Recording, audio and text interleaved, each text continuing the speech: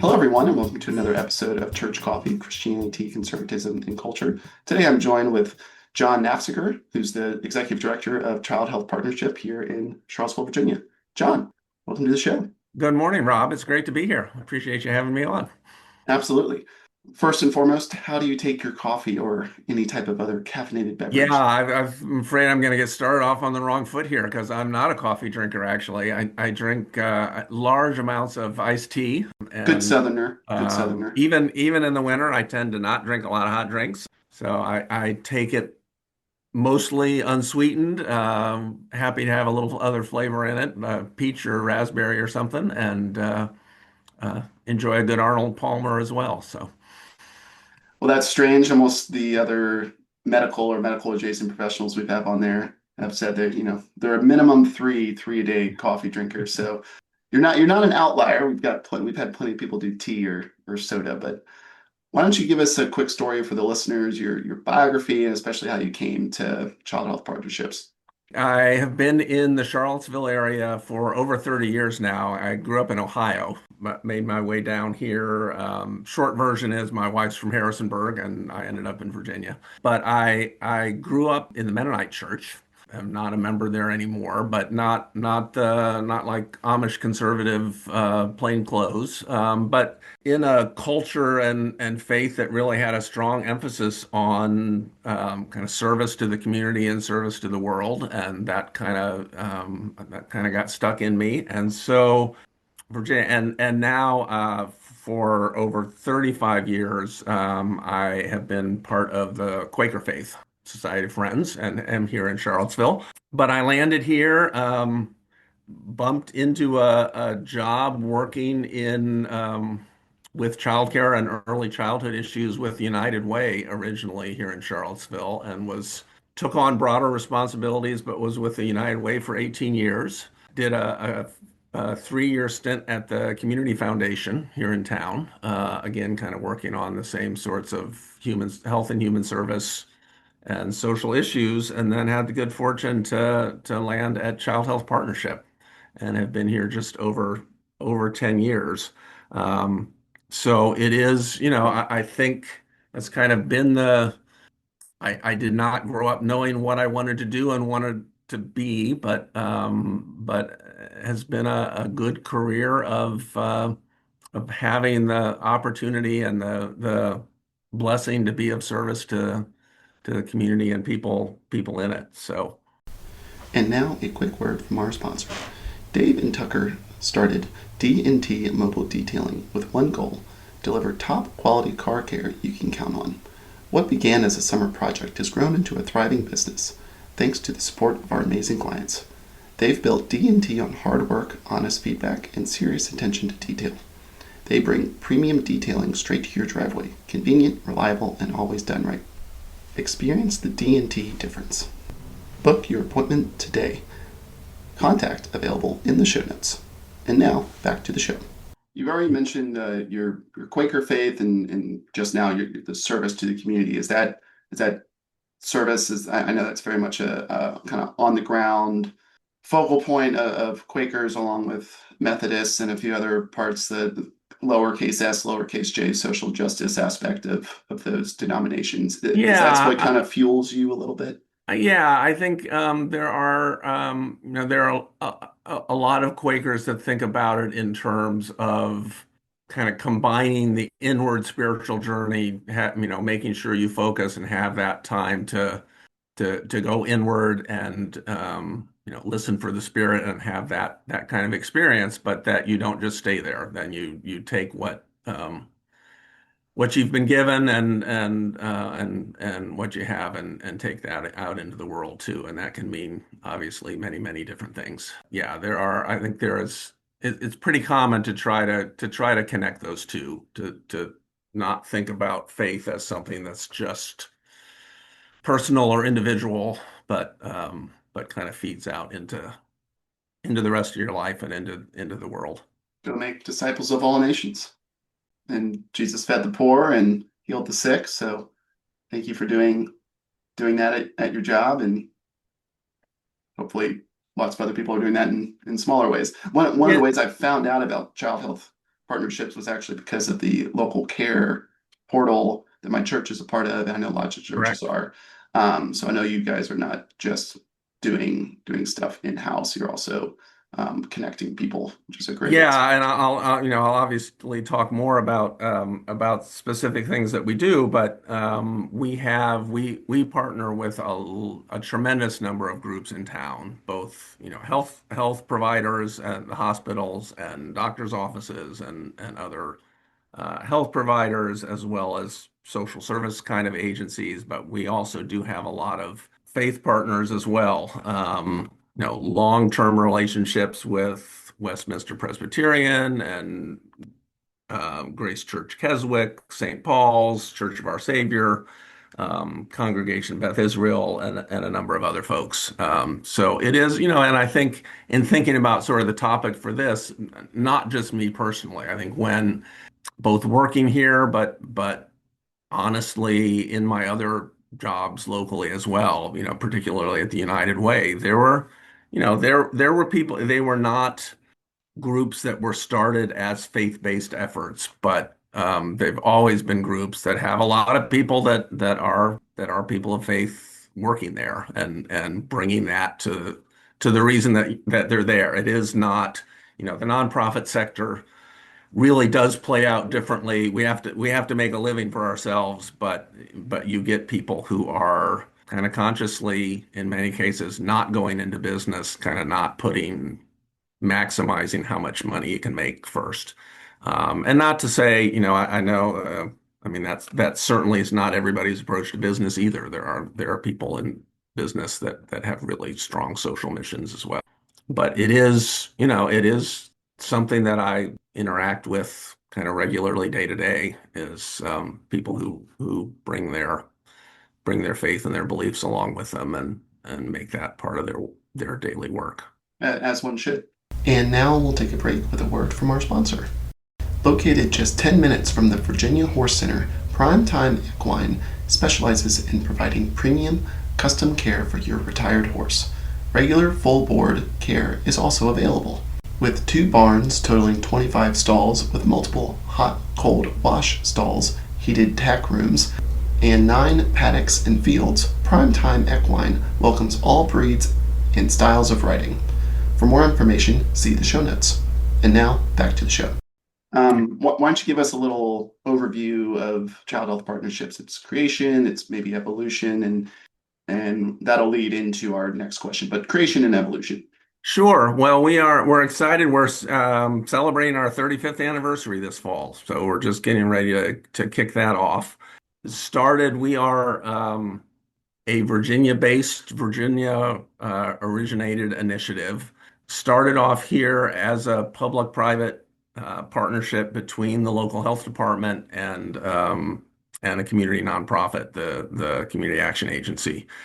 So our work is, our mission is to support pregnant moms and families with young kids, kind of up through age 6, around in the areas of health and positive parenting and family self-sufficiency.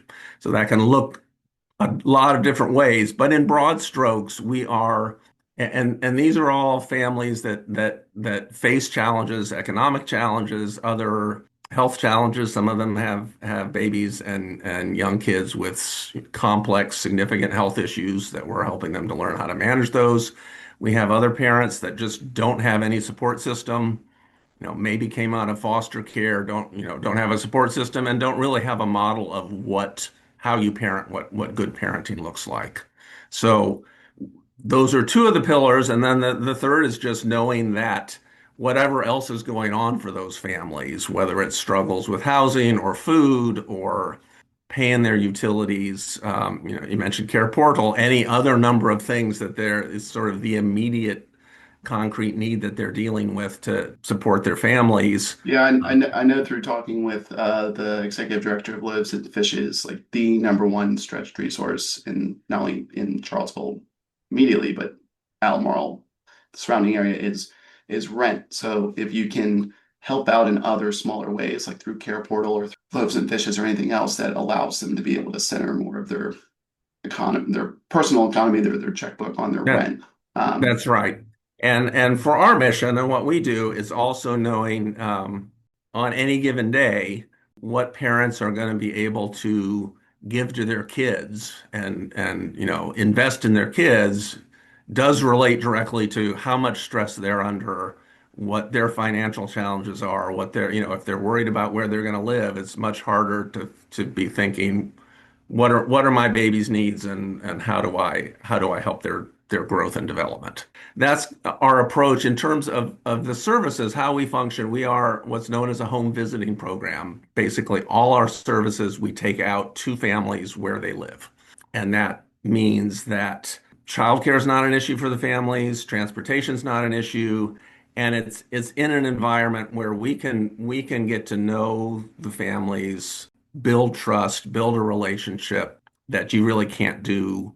You certainly can't do in a 15-minute office appointment or at the hospital or any number of other places. So we really, and that's what we say to our staff, the first job is about building trust with the family and that's where, we want to know the family's goals and what they want for their kids, but that's really where change happens is having a relationship that they feel like they can count on and to build up their own resources and confidence as a parent.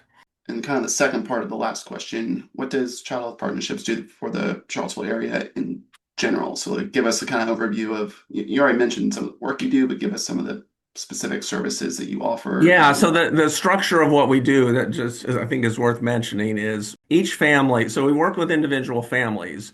We in a year, last year we worked with 225 families. So in terms of our direct services, that represents 367 kids.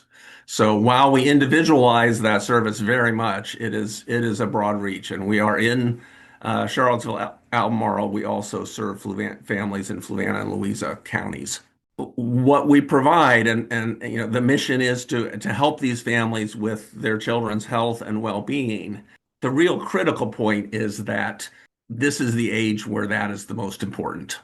That babies in their first year, children generally before through the age of 3, that is when their critical development happens, and they are just sponges every day, every minute, absorbing what's around them. And if that is positive, encouraging parenting and stable family situation that helps their growth and development, that puts them on the track to be successful in school and healthy, productive adults.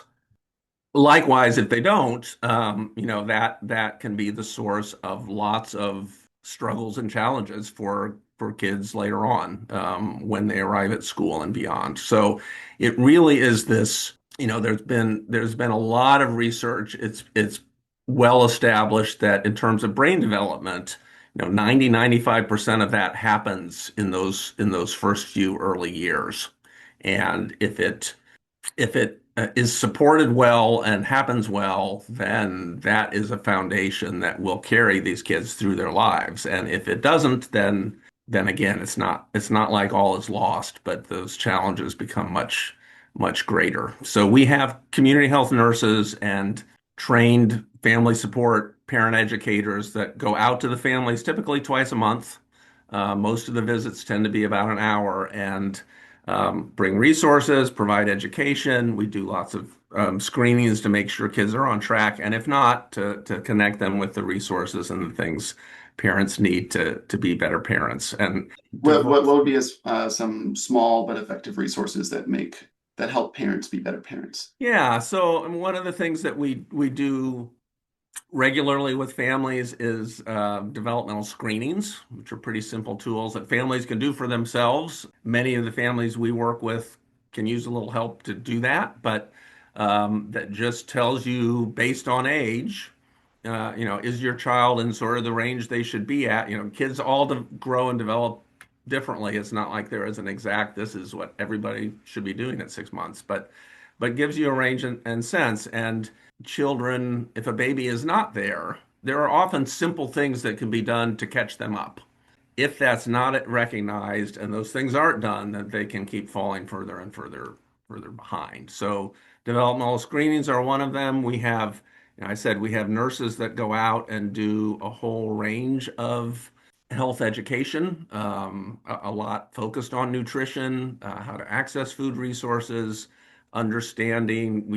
We have families who, well, I mean, even for any of us, if we really need to use the medical system, it's complicated. It is an effort to navigate that, and for families who haven't done it before, it's even more so. So that's one of, understand making sure they have a family doctor, making sure they understand when, why it's important to go regularly to do your regular checkups, but when to call as well for more help if a child is sick and that kind of thing. Those are a couple of the things, but then we also bring very specific parenting resources and skills. And again, all of this, one of the things we do initially, and at least a couple times a year, is to touch base again with the family and see if they're getting what they want out of the program. Again, kind of what, we are not about telling them this is how you should be raising your kids. This is what your values and your parenting should look like, but within understanding kind of who they want to be as parents and what they want to do, how we support that, and what resources they need to. I mentioned we have a really broad range of families, lots of different backgrounds. We do have a pretty significant number of refugee and immigrant families we work with now, which can add a whole nother layer of language and cultural issues. Is And that are the refugees pretty broad, or do you find that you're helping a specific ethnic national group or it's a pretty broad range. I think I saw that you've had somebody from International Rescue Committee on the podcast. We work pretty closely with them. They have been bringing in families from around the world for many, many years now. We do see in that group the largest country certainly is Afghanistan, and that's, I think, just as much as anything, a historical kind of how it happened. Families started coming here, and then other families knew people, and so that is by large certainly the largest group of refugee families. We do also, we work with a lot of Spanish-speaking families from Central America.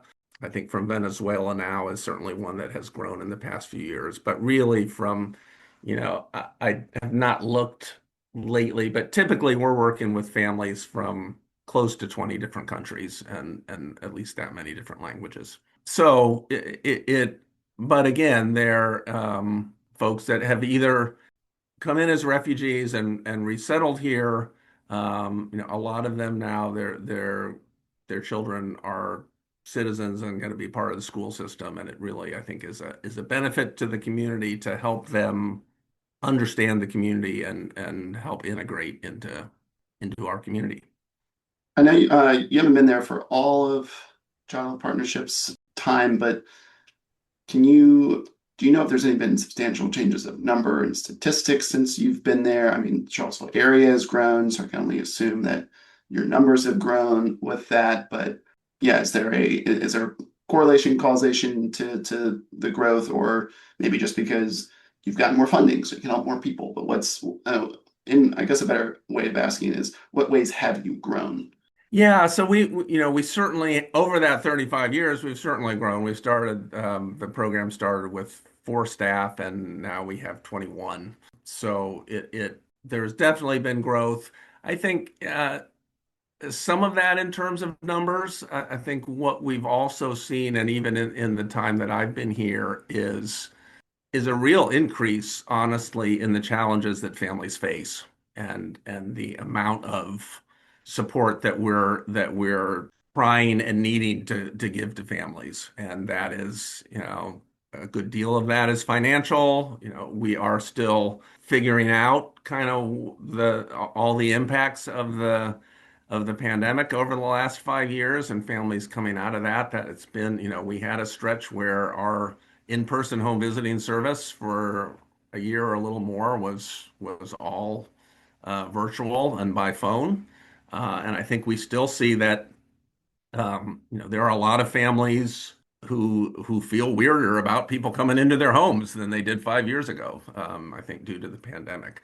In terms of growth, is just I was going to say one of the things that is very common with the parents that we work with are challenges with depression and anxiety. It's certainly not everybody, but it is, it is a with the pressures and stress and just, I mean, it is a very, very common thing. We're learning even more common than I think people knew in terms of postpartum depression for women right after they've had a baby. So we do a lot of we do more visits, more specific effort leading up to a family having a baby, and then really focusing in postpartum to help support those families. One of the things that we've been doing just over the last year and a half is a program called Mothers and Babies, which is a model originally out of Northwestern University, but kind of structured to really for peer support, but kind of enhanced peer support of getting new moms together weekly to focus on some skills, but also just to have time to reflect and think about what's going on and they can support themselves because it is a complicated dance between it's like they talk about in an airplane you put on your own oxygen mask first if the cabin loses pressure and that is a pretty good metaphor for I think all parents but just the stresses of kind of finding that balance between meeting your own needs and taking care of yourself well enough that you can do that Yeah, um, everyone for your needs a pick me children. up, and as a parent of three, like my pick me up budget used to be pretty big, and now it's like maybe I'll get a movie to myself once a month. Yeah, and for families that have real challenges with financial resources, it gets even more, or transportation, families that live in neighborhoods that may not be as safe as some of us do, that all of that can add to the difficulty of finding that right balance. So, we have a lot of data that we track, a lot of positive outcomes that we can show. But much of our program really is about preventing problems and just not seeing them then. And that's certainly true with the mental health piece. What other ways of self-sufficiency do you help? I know you're mostly a health-focused area, but I know I have to constantly reevaluate this, but there's a lot of not great financial literacy out there. Like I went to college, I consider myself pretty fiscally conservative on many fronts, but I still have to redo my budget every 6 months because kids grow and they eat, and you have to kind of rebalance stuff. Do you teach budgeting, or is that kind of maybe outsourced, or are there other stuff out? Yeah, and in what other ways do you teach self-sufficiency? Yeah, and I don't know if you have teenagers yet, but they keep eating. And as a former teenager, I remember going to my sports practice, coming home, eating the leftovers that were supposed to be for my family's dinner, and then at dinner time being like, "Hey, what's for dinner?" Yeah. So yeah, I know that's coming. Well, so I mean, as you mentioned earlier, there are a lot of different stresses, and everybody has a little bit different situation. As you mentioned earlier, housing is a huge challenge for folks. Paying rent, having stable housing. We see normally it's close to 40% of our families when they come into the program have moved at least twice in the previous year. And, moving once may be a good thing. Moving twice is almost never a good thing within 12 months. So again, we kind of focus on what families are identifying, but a lot of it is immediate emergency needs. We have a couple of great partnerships.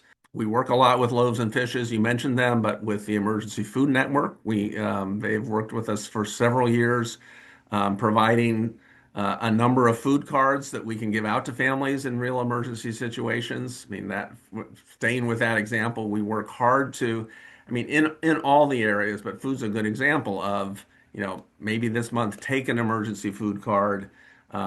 If we need to help, we don't drive people everywhere, but there's situations where we might help drive somebody to the food bank to make sure that they learn how to access that resource, that they know where it is, that they are comfortable with the process and how that works, and then check in with them to see if they're how they're doing and if they can get they can call to make their own appointment and learn how to do that. So that's really the approach in all the areas of self-sufficiency. But I said we have that partnerships around food.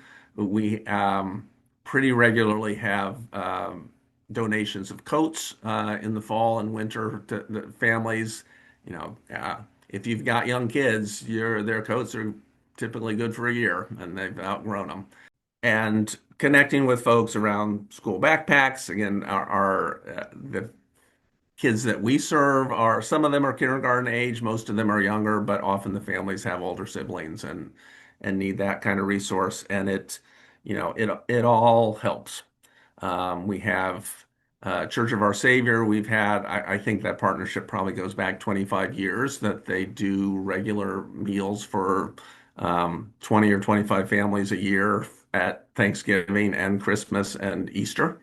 So there are a lot of ways, and you mentioned, Care Portal has been a great resource, but we've worked for years and years with Love Inc. to kind of connect families to those kind of immediate resources. And the other thing I'll say is, in our case, most of the most common age for children to have injuries and serious accidents is when they're babies and very young kids. So, health and safety items for families are a huge part of what we do and try to give out, everything from the safety gates and the little plugs that go into outlets to, for some families, it's getting them gun locks and can be any safe things to keep their medications in. Yeah, Um, I just remember being aghast at my daughter was very, even at like 6 months, very almost safety cautious. Whereas if we hadn't had plugs, I literally saw one of my sons lick an outlet. It was not exposed because we had plugs, but you're just like, the difference is just insane. And once they start walking, it's almost like they're Stretch Armstrong. They can get anywhere. About half of our families are two-parent homes. It's easy to have an assumption for low-income families that it's single parents, and some of them are, but a lot of them aren't. But it's still, many of these parents are working two or three jobs, figuring out childcare, but then figuring out life around that is can be a real challenge. So we're here. Again, in that critical window of time, on average, we work with a family for 2 years. Some cases it's longer than that, but it's to build a relationship and just be the support that they need at that challenging, difficult time to make sure that their babies and kids get a really good start. And for all of the differences and variety of the families we see. I didn't say we are a completely voluntary program. So if a family's enrolled, it's because they want something better for their kids. And that means different things to different families, but that's really kind of the core of what we're about to step in and try to help them achieve that. I'm so glad to hear that the parents are half are together. Sounds like the other half are single moms, which is still very unfortunate. What are the age ranges of these parents? Like that's another factoid I kind of wanted to counter. Is like we assume, a child born out of wedlock is to a mom in her teens or early 20s, but actually, I know digging into at least national statistics, it's actually quite a range, and I didn't know if that was similar. Yeah, it's really not anymore. I mean, and in terms of racial demographics, it's very, very split. We are typically about 25% white and 25% black and 25% Latino and 25% other. In terms of age, when I started, or even a little before that, I would say like 15 years ago, there were large, large numbers of teen pregnancies and teen parents in the community, and that is not true anymore. And I think, nationwide, that number has gone way, way down. We do still, That it, number it is seems to it have is a critical group we serve because all of the issues I've talked about are just, really heightened if you have a teen parent in yeah. terms of the knowledge and the support they need and stability and those things. Well, that seems to also track that like the the statistics the statistics we've seen with Gen Z is that they're also just not having sex, and that seems to be that seemed to be a little bit more before COVID, but certainly post COVID, since everyone kind of went Yeah, I locked mean, down, that good. generation is kind of like almost scared to go outside. It seems like that's a broad overgeneralization. Yeah, I don't. That's probably above my pay grade. I don't know that I would speculate on that, but we have been under 10% teen parents for years. So there still are some. I think what I've been told, and it makes sense to me, is that there are lots of factors. One of them is certainly that there is long-acting birth control that you can get put in your arm now and just have it work, and it's very effective. And for teenagers and young women that have that is just it is probably the biggest factor in reducing the number of pregnancies. But again, that's kind of based on what I've been told. I wouldn't declare myself an expert about that. But so you said, so looking, I mean, t usually the average age actually of our parents is upper 20s. So we do have younger parents, but we have, we've been around long enough. I said a lot of our referrals are word of mouth or coming from a friend or a neighbor or a family member that's worked with us. And in some cases, somebody that had a child and is expecting again. We certainly work. One of the things our nurses do is, for lots of reasons, help families understand how important it can be to space children out. So we're not trying to tell them you should only have one or how many you should have, but that for all the health reasons and family reasons to not have them 9 months apart. Um, and many families are successful in doing that, but we do have families come back. And we certainly also, the thing I haven't mentioned that I really need to, and it ties back to that, I think, to that the faith and service component is our staff, particularly our direct service staff, are just amazing. I mean, their level of commitment and engagement with the families is really why we're successful in the core of what we do, and how much they invest into these families, and those relationships last. Then I mean, we don't, we look to, and in many cases after 2 years or so we're able to graduate families, say, we've kind of given you, we don't think you really need us anymore. You kind of learned what you need to learn, and you're in a stable place. But a lot of those families still keep in touch with our staff. I mean, those relationships don't go away. They really are. Um, and I heard one of our staff members just saying it the other day of how important those relationships are to families. And again, we're working. We're in a society now where lots of people either don't have positive family connections or don't have them nearby. And that kind of relationship and support makes such a difference. And it's much like, I didn't say, I mean, my father was a pediatrician, and I remember how beloved he was by many families, of being able to like get questions answered and feel like it's going to be okay. And I think that is a piece of, having a nurse coming out to your house every month and having the access of somebody that you know and can ask questions that you might, we get a lot of questions that folks don't feel comfortable asking in their doctor's appointments or different places so anyway, it's about the relationship, and that is what makes a difference. And I think that is a similar, it plays out differently than what happens through Care Portal and Love Inc. and some of them, but it's really kind of a similar idea. But that we've got the structure to do that, to provide that stability to families and provide a long-term relationship of support that they're comfortable with. I don't know what your funding is like, but I wanted to ask. The Trump administration is obviously cutting a lot of fiscal initiatives all over the place. Is that going to affect child health partnerships at all, or are you guys much more state and locally resourced? Well, we are a mix. I said we started under the health department. So 35 years ago, we started with pretty much all government funding. Um, and we still, about two-thirds of our funding is governmental, but almost none of it is federal.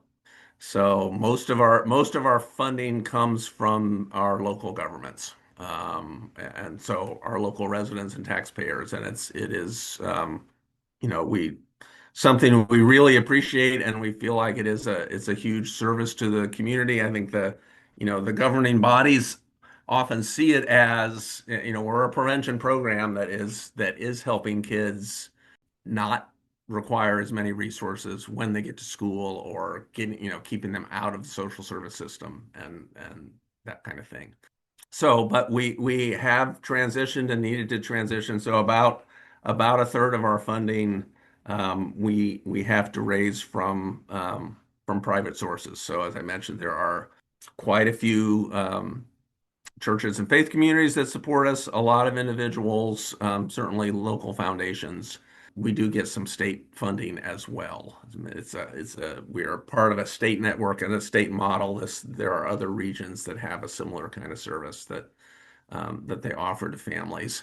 But to your first question, so we are not like this year looking at this point at any big cuts in funding, but all of our families really for their health care, both for their kids and themselves, are pretty dependent on Medicaid and famous in Virginia. And so how those cuts play out over time could have a real impact. And I think the bigger issue, again, with just, we'll see how reductions and cuts play out for local governments and state governments. And, it's hard to feel like there's not going to be some impact, but we just don't know what that's going to be right now.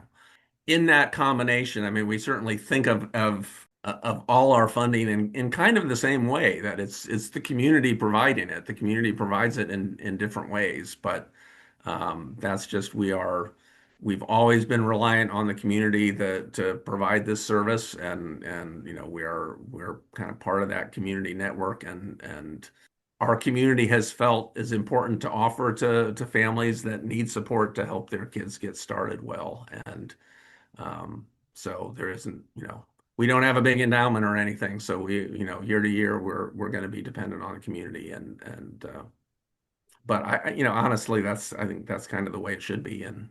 Um, and we try to be responsive to that. And if you're interested in helping or giving in any way, I will put all that necessary information in the show notes. But John, why don't you give us a few of your favorite success stories over your tenure as executive director? Maybe just two or three. If people are interested, there's a ton of success stories on the website, but I'd love to hear what John's favorites are. Yeah, they've slowed down a little bit since COVID, but we do still have some wonderful video stories of families. It's hard, Rob, to pick out one or two at one level, but I'll say, the videos, some of those stories, there's wonderful stories of honestly all our families. I don't know that I could do what they do. I mean, to think about myself being put in a situation with the limited resources and the challenges that they face, it's pretty amazing how resilient they are. But you do see families that are so committed to their kids, and trying to think if that video's up, but we do have, a few years ago, we went back and did a retrospective from our earliest videos and reconnected with families. So seeing parents with situations now where they've got 16-year-olds, 18-year-olds, kids who are going on, have done great in high school or going off to college, is amazing. That being said, just the day-to-day stories of a family who, with some support, was able to get stable housing, or move out of a neighborhood where they didn't feel safe to one where they do, are great day-to-day success stories. And again, it's not, the work is not rocket science. The work is about helping parents. Each of our visits, we encourage staff. We try to get them to, at least by whatever craziness is going on, by the end, to be able to say to the parent, okay, so how do you think this is affecting your child? How do you think this is affecting Joey or whatever his name is? And what can we do to help meet their needs, to kind of help parents continue to, for all of us to say, yeah, it's not just about the crisis. It's not just about, and there's always going to be struggles, but what can we do today to help their growth and development? And parents are really responsive to that. We did have, I guess, one of my stories, and I'm happy to give her a shout out. There's a local realtor named Ashley Palmer. She was in our program as a teen parent out in Louisa County, and has just done tremendous. Has a family, a good profession, and she actually came on. She was on our board of directors for about 5 years, and is both, I think, in a position where she feels good about being a parent. Her kids are doing well, but is also able to give back to the community. Ashley is certainly one of our shining stars. Awesome. Well, that's a great place to end. John, thank you so much for joining Church Coffee, and we'll see everyone next week. It was wonderful to be here. Thank you so much, Rob.